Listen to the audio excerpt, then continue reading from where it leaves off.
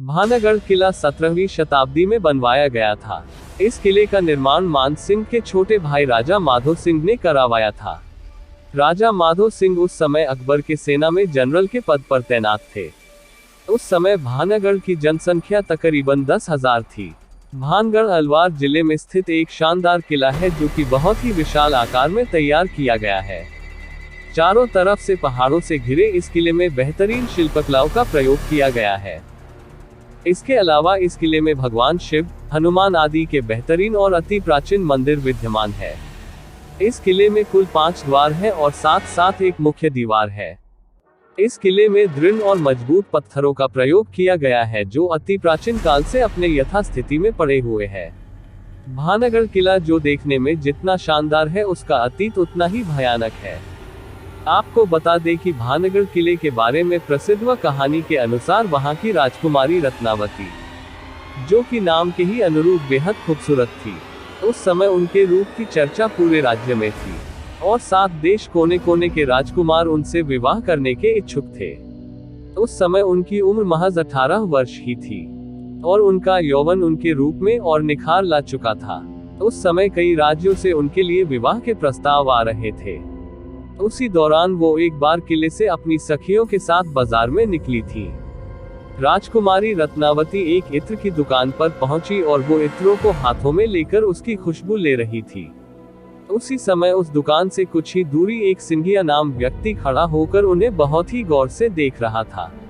सिंघिया उसी राज्य में रहता था और वो काले जादू का महारथी था। ऐसा बताया जाता है कि वो राजकुमारी के रूप का दीवाना था और उनसे प्रेम करता था। वो किसी भी तरह राजकुमारी को हासिल करना चाहता था, इसलिए उसने उस दुकान के पास आकर एक इत्र के बोतल, जिसे रानी पसंद कर रही थी, उसने उस बोतल पर काला जादू कर दिया, जो राजकुमारी के वशीकरण के लिए किया था। राजकुमारी रत्नावती ने उस इत्र के बोतल को उठाया, लेकिन उसे वही पास के एक पत्थर पर पटक दिया। पत्थर पर पटकते ही वो बोतल टूट गया और सारा इत्र उस पत्थर पर बिखर गया। इसके बाद से ही वो पत्थर फिसलते हुए उस तांत्रिक सिंघिया के पीछे चल पड़ा और तांत्रिक को उलट दिया, जिससे उसकी मौके पर ही मौत हो गई। मरने से पहले तांत्रिक ने शाप दिया कि इस किले में रहने वाले सभी लोग जल्द ही मर जाएंगे और वो दोबारा जन्म नहीं ले सकेंगे और ताउम्र उनकी आत्माएं इस किले में भटकती रहेंगी।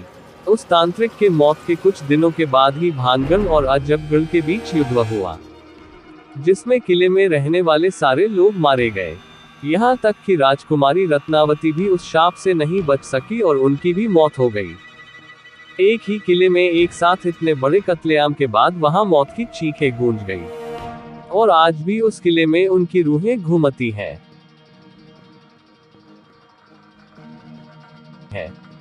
कई बार इस समस्या से रूबरू हुआ गया है।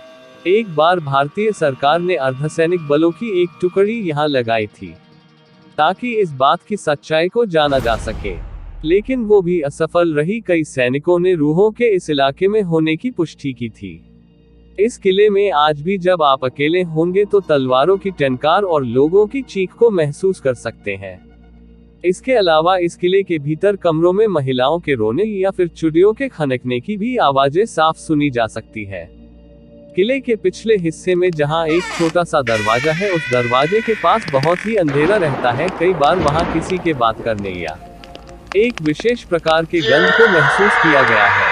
वहीं किले में शाम के वक्त बहुत ही सन्नाटा रहता है और अचानक ही किसी के चीखने की भयानक आवाज इस किले में गूंज जाती है। फिलहाल इस किले की देख-रेख भारत सरकार द्वारा की जाती है। किले के चारों तरफ आर्कियोलॉजिकल सर्वे ऑफ इंडिया की टीम मौजूद रहती है। एएसआई ने सख्त हिदायत दे रखा है कि सूर्यास्त के बाद इस इलाके किसी भी व्यक्ति के रुकने के लिए मनाही है। इस किले में जो भी सूर्यास्त के बाद गया वो कभी भी वापस नहीं आया है। कई बार लोगों को रूहों ने परेशान किया है और कुछ लोगों को अपने जान से हाथ धोना पड़ा है।